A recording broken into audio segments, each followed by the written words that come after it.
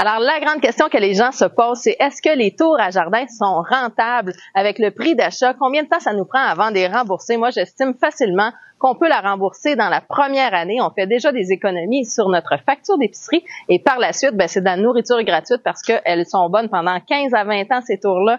Alors, c'est quelque chose qui est super rentable. Mais si vous avez le goût de les rentabiliser le plus rapidement possible, je vous donne aujourd'hui mes cultures chouchous les plus rentables selon moi. Alors, allons-y avec mes coups de cœur.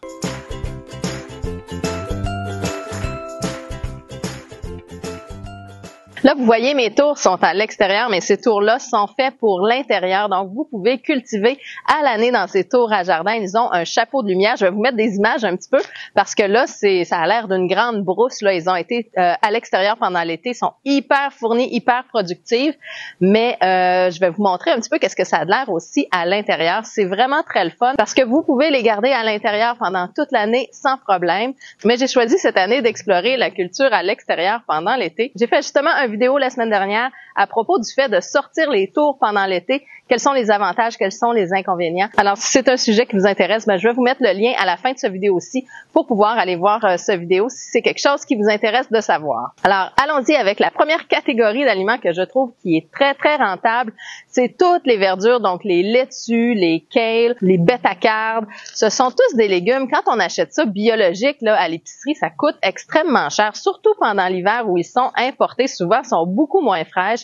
Alors, le fait de les cultiver dans la tour, on vient gagner énormément d'argent grâce à ça. Il faut dire que ce sont des cultures qui sont tout le temps sans pesticides du fait de les cultiver dans la tour. Alors, on peut comparer ça à du biologique en magasin au niveau des prix. C'est pas pour rien que toutes les compagnies qui font de l'hydroponie font des verdures parce que c'est quelque chose qui pousse très rapidement, donc on a beaucoup de rentabilité et puis c'est quelque chose qu'on peut vendre relativement cher. Donc ça, c'est vraiment une façon de rentabiliser très rapidement vos tours à jardin grâce aux verdures parce que ça pousse, c'est très, très rapide. Puis là, quand je parle de verdure, on peut avoir toutes sortes de laitues, des laitues romaines, des laitues frisées, du kale, de la bêta-carde, vous pouvez avoir de la roquette. Donc, il y a vraiment une belle variété que vous pouvez faire pousser, c'est sans fin.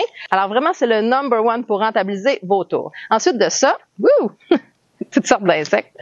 Ensuite de ça, je dirais que ce sont les fines herbes. Ça, vous le savez, c'est tannant quand on a besoin de verdure dans une recette. Faut aller à l'épicerie, acheter une petite barquette de plastique, puis là, on en prend une petite quantité, puis le reste, on le perd. Alors, quand c'est dans nos tours à jardin, c'est super rentable. Puis c'est tout le temps cher à l'épicerie acheter des fines herbes. Puis souvent, on n'en achète pas beaucoup parce que c'est très, très bon. On aime ça, mais à un moment donné, ça coûte cher. Alors, souvent, on s'en passe. Tandis que quand c'est dans nos tours à jardin, on peut avoir une abondance de persil, de graines de moutarde. On peut avoir de la sauge, de la roquette, de la ciboulette. C'est vraiment sans fin. Les fines herbes, ça pousse très, très bien là-dedans. C'est très facile. Alors, vous allez maintenant en avoir toujours à mettre dans votre assiette, soit en décoration ou pour vraiment donner beaucoup de saveur à vos salades, à vos plats. C'est vraiment, vraiment une des choses les plus agréables et très rentables de notre tour à jardin. Dans les verdures, là, je sais pas si vous avez déjà essayé d'acheter du kale à l'épicerie ou de la bêta-carde, mais c'est tout le temps des verdures qui sont chères et ça pousse tellement bien. J'en ai une surabondance dans mes tours. On essaye de faire des chips de kale, des jus.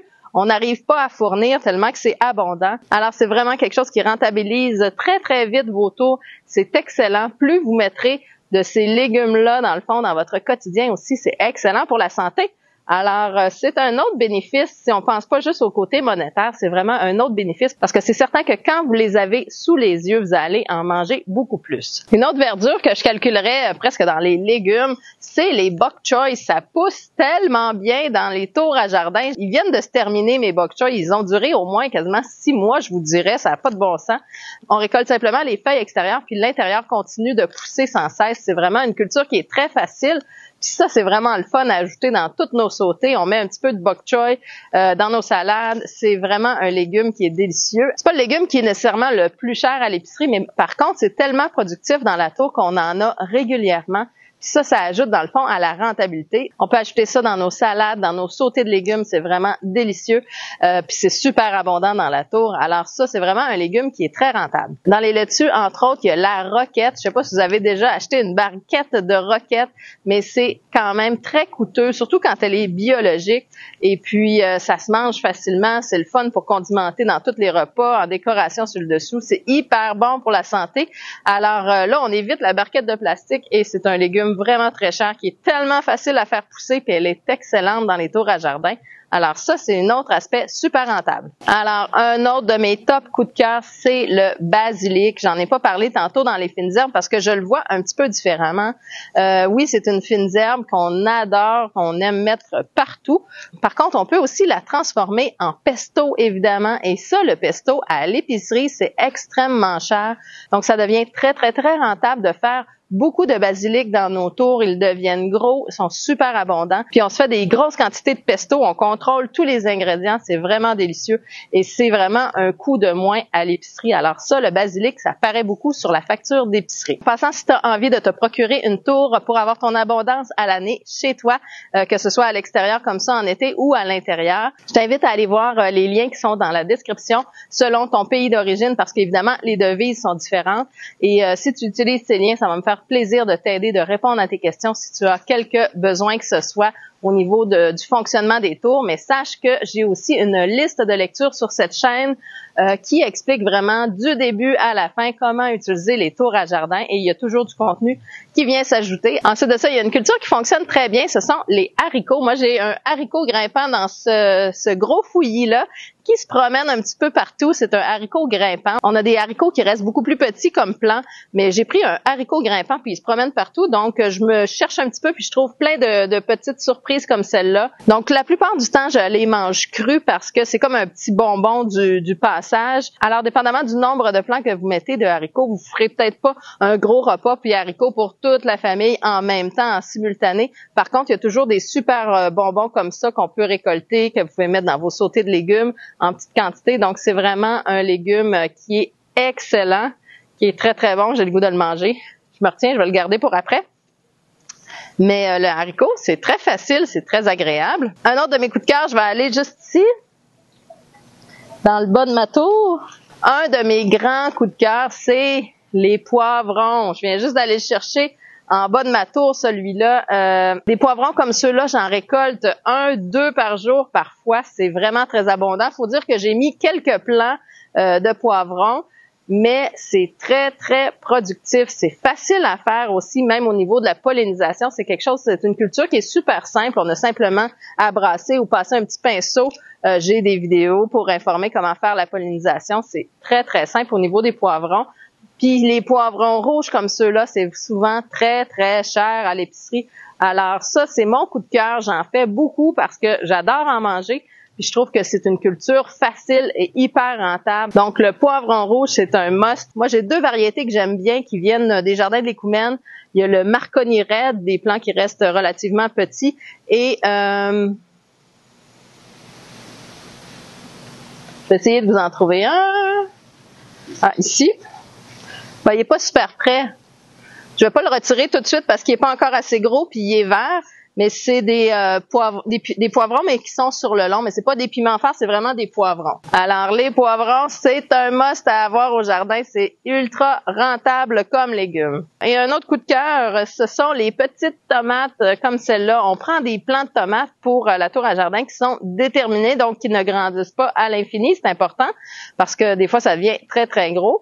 Mais on peut avoir des petites tomates comme ça. C'est super abondant. C'est très facile à polliniser. On a simplement besoin de brasser les fleurs une fois de temps en temps, soit mettre un ventilateur ou encore utiliser une brosse à dents électrique puis juste faire vibrer les fleurs. Ça fonctionne super bien. C'est autopollinisant dans le sens où la fleur mâle et femelle est à l'intérieur des petits plants de tomates. Et une fois que notre plant a fleuri, produit ses tomates, on a tout récolté, si on le taille un petit peu, ben il recommence en processus de fleurs et de fruits. Donc, on peut garder des plants de tomates 1 an et même plus dans une tour à jardin. Donc ça devient une culture qui est très facile. On mange ça tout le temps, des petites tomates, c'est super bon.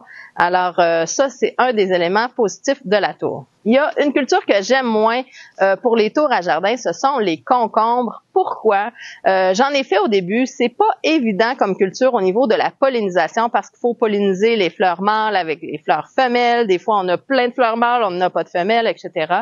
Puis, c'est pas la culture la plus facile, je dirais, pour les tours. Les racines de ça sont fragiles. Donc, si on taille un petit peu nos racines dans la base de notre tour, ben ils peuvent en subir les conséquences. Le concombre est un petit peu difficile. Puis moi, ici, j'ai un grand mangeur de concombre qui en mange au moins 1 ou 2 grands concombres par jour. Donc, pour moi, c'était impossible d'être autonome à ce niveau-là. C'est pas le légume non plus qui est le plus cher à l'épicerie, donc j'ai arrêté de cultiver le concombre. Par contre, il y en a qui ont du succès, mais je vous dirais que la culture du concombre, c'est celle-là qui est la plus difficile généralement dans les commentaires que j'entends chez les gens. Ensuite de ça, il y a des choses que je n'ai pas explorées. Ce sont des gros légumes. Un jour, je vais le faire. Je fais pas non plus de courgettes parce qu'on le sait, les courgettes, c'est pas un légume qui est super cher à l'épicerie. Puis en plus, les feuilles sont énormes là-dessus. Ça viendrait prendre trop de place, je trouve, dans la tour. Donc, je laisse la courgette. Je l'achète toujours à l'épicerie. Le prix est tellement peu élevé que ça vaut pas tellement la peine de faire ça dans notre tour, à moins que vous soyez un grand consommateur puis que c'est ce que vous mettez un petit peu partout là. Ça reste un choix personnel. Vous pouvez l'explorer, mais moi, c'est pas une culture que je garde dans mes tours. Au niveau des cultures que j'ai jamais explorées encore, le chou-fleur, le brocoli, les choux, je n'ai jamais exploré. C'est quand même des légumes qui prennent un bout de temps à produire, donc je préfère prendre des légumes qui sont un petit peu plus rapides. Et puis, par exemple, le chou, c'est vraiment pas cher à l'épicerie. Alors, je trouve pas que ça vaut la peine de faire ça dans la tour. Je préfère remplacer par des légumes qui sont plus rentables pour moi, mais ça reste toujours un choix personnel. Et puis, il y en a qui le font. C'est vraiment une culture à explorer, mais je l'ai pas faite. Une autre culture qui est ultra facile que j'adore, ce sont les petits piments forts. Ici, j'ai des petits piments Thai hot et ils sont hot. Moi, je suis pas capable de les manger. C'est vraiment pour mon conjoint. Donc, c'est tellement en grande quantité, c'est tellement facile à faire. Qu'on les récolte et qu'on les fait sécher parce qu'on peut pas fournir. Quand on met un petit piment comme ça, là, pour moi, ça gâche presque un repas. Pour mon chum, il adore ça. Il va en mettre 2. Ça reste le fun d'avoir tout le temps un plant de piment fort au moins dans une tour. C'est délicieux. Ceux qui sont amateurs de piment fort, c'est très facile à cultiver, très rentable. Alors, c'est une culture que je vous invite à avoir au moins un plant dans une tour. Pour ceux qui aimeraient avoir une tour à jardin, pour développer votre autonomie alimentaire à la maison, c'est très facile. Vous allez dans la description, il y a le lien pour toutes les boutiques en ligne de chacun des pays. Puis je vous invite à consulter les vidéos qui sont juste ici si vous voulez en apprendre plus à propos des tours à jardin. Sur ce, on se retrouve la semaine prochaine pour une nouvelle capsule EcoTouch. Bye tout le monde, abonnez-vous! You're trying to stay strong and fake a smile until I look away.